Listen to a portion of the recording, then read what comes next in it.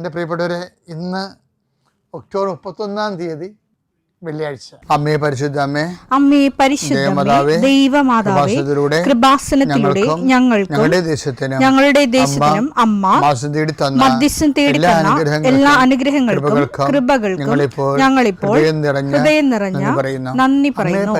അമ്മേ പരിശുദ്ധമ്മേ ദൈവമാതാവേ, 2004 ഡിസംബർ 7 ഉച്ചകഴിഞ്ഞ് 2:30 കൃപാസനത്തിൽ സംഭവിച്ച അമ്മയുടെ പ്രത്യക്ഷപ്പെടലിനെക്കുറിച്ച് തിരുസഭയ്ക്ക് സമർപ്പിച്ചിരിക്കുന്ന പഠനരേഖകളുടെ മേൽ സഭാത്മകമായ പഠനം ആരംഭിക്കുവാൻ ഞങ്ങൾ പ്രാർത്ഥിക്കുന്നു. അമ്മേ പരിശുദ്ധമേ, ഭൂസ്വർലോകങ്ങളുടെ രാജ്ഞിയായ അങ്ങേയ്ക്ക് ഭൗമസംരക്ഷണത്തിനായി പ്രപഞ്ചപ്രകൃതിയെ തന്നെ തിരുസഭ പ്രതിഷ്ഠിക്കുവാൻ ഈ പ്രത്യക്ഷീകരണം വഴി ഇടയാക്കണമേ. പരിശുദ്ധമേ, ജപമാല മാതാവേ, സകല കൃപാസനം പ്രാർത്ഥനയോടും ചേർത്ത് ഞങ്ങളിപ്പോൾ പ്രാർത്ഥിക്കുന്ന ഈ കുടുംബത്തിന്റെ പ്രത്യേക നിയോഗം മക്കളെ.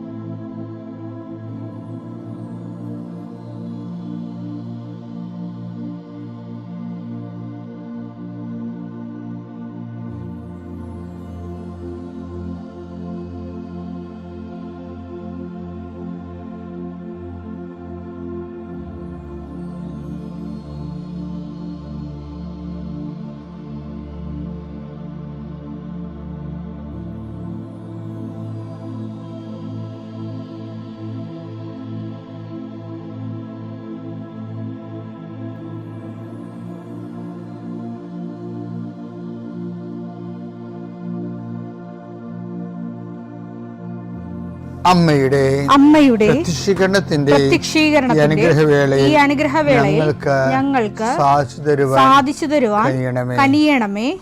ആമേൻ. വിശ്വാസ പ്രമാണം.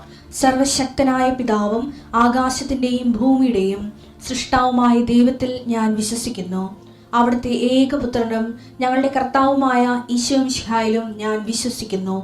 ഈ പുത്രൻ പരിശുദ്ധാത്മാവിനാൽ ഗർഭസ്ഥനായി കന്യകാമറിയത്തിൽ നിന്ന് പിറന്ന് പൊന്തിയോസ് പീലാത്തോസിന്റെ കാലത്ത് പീഡകൾ സഹിച്ച് കുരിശിൽ തറയ്ക്കപ്പെട്ട് മരിച്ച് അടക്കപ്പെട്ട് പാതാളങ്ങളിൽ ഇറങ്ങി മരിച്ചവരുടെ ഇടയിൽ നിന്ന് 3-ാം നാൾ ഉയർത്ത് സ്വർഗത്തിലേക്ക് എഴുന്നള്ളി സർവശക്തിയുള്ള പിതാവായ ദൈവത്തിന്റെ വലതുഭാഗത്തിരിക്കുന്നു.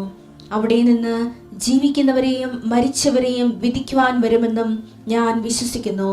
പരിശുദ്ധാത്മാവിലും ഞാൻ വിശ്വസിക്കുന്നു. വിശുദ്ധ കത്തോലിക്കാ സഭയിലും പുണ്യവാന്മാരുടെ ഐക്യത്തിലും പാപങ്ങളുടെ മോചനത്തിലും ശരീരത്തിന്റെ ഉയർപ്പിലും നിത്യമായ ജീവിതത്തിലും ഞാൻ വിശ്വസിക്കുന്നു. ആമേൻ. സുഖസ്ഥനായ ഞങ്ങളുടെ പിതാവേ, അങ്ങയുടെ നാമം പൂജിതമാകണമേ. അങ്ങയുടെ രാജ്യം വരണമേ. അങ്ങയുടെ തിരുമനസ് സ്വർഗത്തിലെ പോലെ ഭൂമിയിലും ആകണമേ. അന്നു വേണ്ടുന്ന ആഹാരം ഇന്ന് ഞങ്ങൾക്ക് തരണമേ. ഞങ്ങളോട് തെറ്റ് ചെയ്യുന്നവരോട് ഞങ്ങൾ ക്ഷമിക്കുന്നത് പോലെ ഞങ്ങളുടെ തെറ്റുകൾ ഞങ്ങളോടും ക്ഷമിക്കണമേ. ഞങ്ങളെ പ്രലോഭനത്തിൽ ഉൾപ്പെടുത്തരുതേ, തിന്മയിൽ ഞങ്ങൾ രക്ഷിക്കണമേ. ആമേൻ. നന്മ നിറഞ്ഞ മറിയമേ, സ്വസ്തി. കർത്താവ് അങ്ങയുടെ കൂടെ സ്ത്രീകളിൽ അങ്ങ് അനുഗ്രഹിക്കപ്പെട്ടവളാകുന്നു. അങ്ങയുടെ ഉദരത്തിൻ ഫലമായി ഈശോ അനുഗ്രഹിക്കപ്പെട്ടവനാകുന്നു. പരിശുദ്ധ മറിയമേ, തമ്പുരാന്റെ അമ്മേ, പാപികളായ ഞങ്ങൾക്ക് വേണ്ടി ഇപ്പോഴും ഞങ്ങളുടെ മരണസമയത്തും തമ്പുരാനോട് അപേക്ഷിക്കണമേ. ആമേൻ.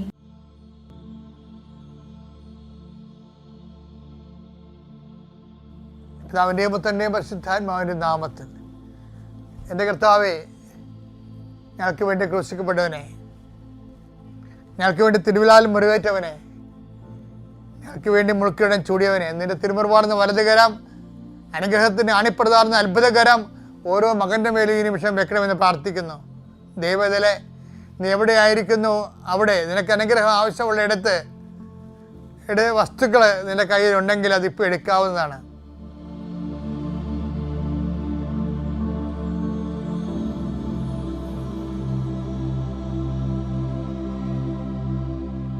കർത്താവേ, അങ്ങയുടെ മക്കൾ കയ്യിലെടുത്ത് വെച്ചിരിക്കുന്ന ഓരോ കാര്യങ്ങൾ, അവർക്ക് വേണ്ടി അവർക്ക് അടുത്തില്ലെങ്കിൽ അവർക്ക് വേണ്ടി മാതാപിതാക്കന്മാർ എടുത്ത് പോയി കയ്യിൽ വെച്ചിരിക്കുന്ന സാധനങ്ങൾ ഇപ്പോൾ ആശീർവദിക്കണമെന്ന് പ്രാർത്ഥിക്കുന്നു. കർത്താവേ, എൻ്റെ കർത്താവിൻ്റെ ഉന്നതമായ നാമത്തിൽ 39 വർഷം ഞാൻ അർപ്പിച്ച കുർബാനയുടെ യോഗ്യതയാൽ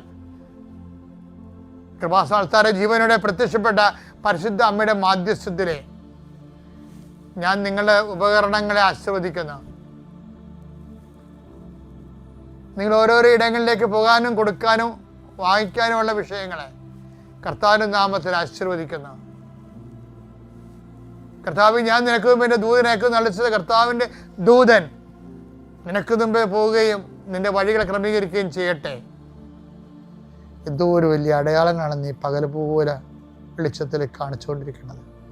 അങ്ങയുടെ മക്കളെ അങ്ങ് മറന്നിട്ടില്ല. അങ്ങയുടെ ജനത്തെ അങ്ങ് സന്ദർശിക്കുന്ന കണ്ണുനീരോടെ, ആനന്ദ കണ്ണീരോടെ ഞങ്ങൾ കാണുന്ന ഈശോയെ, ഞങ്ങൾക്ക് അങ്ങയ്ക്ക് വേണ്ടി സാക്ഷ്യം ചെയ്ത് ജീവിക്കണം. അങ്ങയുടെ വചനം കൈമാറി ജീവിക്കണം. അങ്ങയുടെ വിശ്വാസം കൈമാറി ജീവിക്കണം. കർത്താവേ, അങ്ങയുടെ മക്കൾക്ക് അടയാളം നൽകണമേ. ജീവിതത്തിൻ്റെ തകർന്ന നിമിഷങ്ങളിൽ പെട്ടിരിക്കുന്ന എല്ലാവരും, സമാധാനം ഇല്ലാത്തവർ, ഡൈവേഴ്സിന് കേസ് കൊടുത്തിരിക്കുന്നവർ, അത് ഒത്തുതീർക്കാൻ ആഗ്രഹിക്കുന്നവർ, കർത്താവ് അവരുടെ രേഖകൾ അങ്ങ് പരിശോധിക്കണമേ. കർത്താവ്, ജഡ്ജ്മെൻറ്റ് വീണ്ടും നീതിക്ക് വേണ്ടി പോരാടാൻ പോകുന്നവർ ആ ജഡ്ജ്മെൻറ്റ് സമർപ്പിച്ച് പ്രാർത്ഥിക്കുന്നു. ഞങ്ങളുടെ ഭാരങ്ങൾ ഏറ്റെടുക്കുന്ന കർത്താവെ, ഈ ഭാരച്ചീട്ടുകളിലെല്ലാം നിൻ്റെ പ്രസാദം തളിക്കണമേ. അധ്വാനിക്കുന്നതിനും ഭാരം വഹിക്കുന്നതിനിടയ്ക്ക് വരിക. ഞാൻ നിങ്ങൾ ആശ്വസിക്കാൻ നളിച്ചവനെ, ഇതെല്ലാം ആശ്വാസമായി മാറണമേ. പരിശുദ്ധമേ ദൈവമാതാവേ, ദുരന്തമുണ്ടാകാൻ വേണ്ടി പ്രാർത്ഥിക്കുന്ന നല്ല ചെയ്ത അമ്മ, ദുരന്തത്തിന് പോലും പ്രതിവിധി നിശ്ചയിച്ച അമ്മ, നിങ്ങൾക്ക് വേണ്ടി നിമിഷം മധ്യസ്ഥം വഹിക്കുന്നു. എൻ്റെ കർത്താവിനുമായ നാമത്തിൽ സഭയുടെ അധികാരത്തിൻ്റെ രേഖകളെ, ഡോക്യുമെൻറ്റുകളെ ഈശോ നാമത്തെ ആശീർവദിക്കുന്നു. വിടുതൽ നൽകുന്നു. Lord, in peace, spirit of power and grace.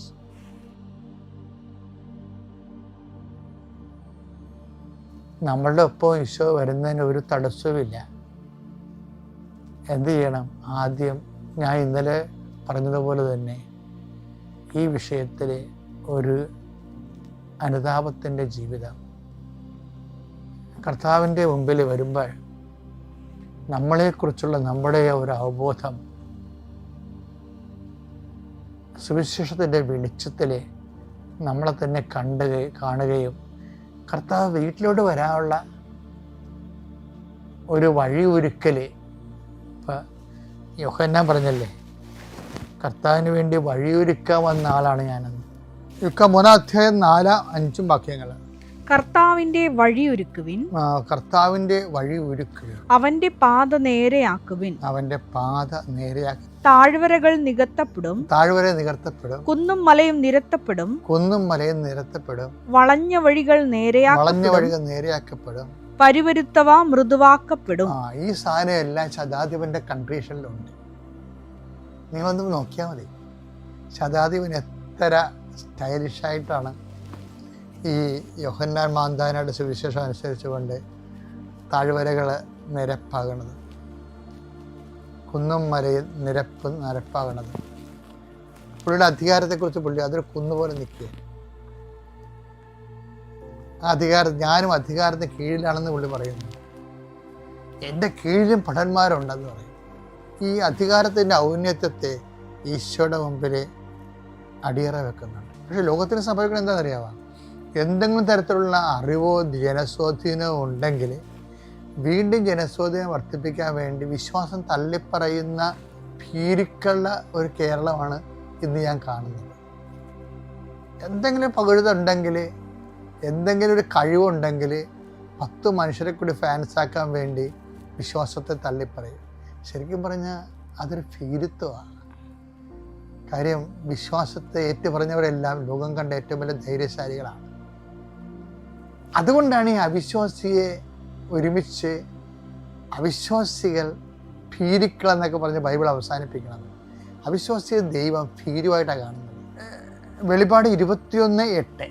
എന്നാൽ ഭീരുക്കൾ, അവിശ്വാസികൾ, ഭീരുക്കൾ കഴിഞ്ഞിട്ട് പിന്നെ വരണ ആരാണ്? അവിശ്വാസികളാണ്. അപ്പൊ വിശ്വാസികൾ ആരാണ്? വിശ്വാസികൾ ഭീരുക്കളല്ല. ലോകങ്ങളുടെ ഏറ്റവും വലിയ ധൈര്യശാലികൾ ആരായിരുന്നു? വിശ്വാസികളെ. അപ്പോഴേ ഈ വിശ്വാസത്തെ ഏറ്റുപറയാൻ മറ്റു മനുഷ്യർ എന്ത് വിചാരിക്കും? ഇപ്പം ചില ആൾക്കാർ തന്നെയാണല്ല, ഷെയർ ചെയ്യത്തില്ല. അവർ പറഞ്ഞ സാക്ഷ്യമാണെങ്കിൽ പോലും അവർ ഷെയർ ചെയ്യത്തില്ല. എന്തുകൊണ്ടാണ് ഷെയർ ചെയ്യാത്തത്? എൻ്റെ കൂട്ടിലുള്ള ഗ്രൂപ്പിലുള്ളവർ എന്നെക്കുറിച്ച് എന്ത് ധരിക്കും? ഞാനൊരു ആത്മീയ ജീവിയാണെന്ന് ധരിച്ചാൽ എന്നെ അവർ അണ്ടർ എസ്റ്റിമേറ്റ് ചെയ്യുമോ, എനിക്ക് രണ്ടാം പൗരത്വമാക്കി കളയാമോ എന്ന് വിചാരിച്ചുകൊണ്ട് ലോകത്തിൻ്റെ പൗരത്വത്തിന് വേണ്ടി ദൈവത്തെയും വിശ്വാസത്തെയും നിഷേധിക്കുന്നവരെ ബൈബിൾ വിളിക്കുന്ന പേരാണ് ഫീരുക്കൾ. ഫീരുക്കൾ ഒരിക്കലും ഉടമ്പടി എടുക്കരുത്. ഈ ഫീരുക്കളെ ധൈര്യശാലികളാക്കുന്നതാണ് ഇപ്പോൾ അശ്വതി എന്നും പറഞ്ഞൊരു മോളുടെ സാക്ഷ്യം ഈ ദിവസങ്ങളിൽ ഭയങ്കര വൈറലായി. അശ്വതി എന്താ ചെയ്യണത്? അശ്വതി ഇവിടുന്ന് ഇംഗ്ലണ്ടിൽ ചെന്നിട്ട് കൃപാസനം പത്രം പ്രൊട്ടസ്റ്റന്റ് സഭയിലുള്ള ആൾക്കാർക്ക് അവിടെ പോയിരുന്ന് വായിച്ച് കേൾപ്പിച്ചു കൊടുക്കും. അവരെ സ്നേഹത്തോടെ അവരോട് സംസാരിച്ച് പരിശുദ്ധ കൃപാസന അമ്മയെക്കുറിച്ച് അവർ ധൈര്യത്തോടെ അവർക്ക് വായിച്ച് കേൾപ്പിച്ചു കൊടുക്കും. അപ്പോൾ അങ്ങനെ കേൾപ്പിച്ച് വന്നപ്പോൾ അവരിൽ വിശ്വാസമുണ്ടായി. അശ്വതിക്ക് വീണ്ടും വിസ അവിടെ കിട്ടാൻ സാധ്യതയില്ലായിരുന്നു, പുതുക്കാൻ സാധ്യതയില്ലായിരുന്നു. പക്ഷേ ഹസ്ബൻഡിനും കുഞ്ഞുങ്ങൾക്കും ഒക്കെ വീണ്ടും പുതുക്കി കിട്ടിയപ്പോൾ അവർ തന്നെ പറഞ്ഞു, അശ്വതി ഇത് നിൻ്റെ മമ്മയുടെ ഗ്രേറ്റ്നെസ് ആണെന്ന്, നീ വിശ്വസിക്കുന്ന കൃപാസന മമ്മയുടെ ഗ്രേറ്റ്നെസ് ആണെന്ന് അവർ പറഞ്ഞു. അതെന്താ കാര്യം?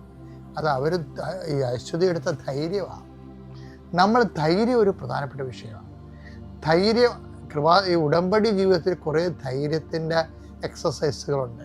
വെളിപാട് 21:8 ഭീരുക്കൾ, അവിശ്വാസികൾ, ദുർമാർഗികൾ, പിന്നെ അടുത്ത ആൾക്കാർ ദുർമാർഗികൾ, കൊലപാതകികൾ, വ്യഭിചാരികൾ, മന്ത്രവാദികൾ, വിഗ്രഹാരാധകർ, കാപട്യക്കാർ എന്നിവരുടെ ഓഹരി തീയും ഗന്ധകവും എരിയുന്ന തടാകവുമായിരിക്കും.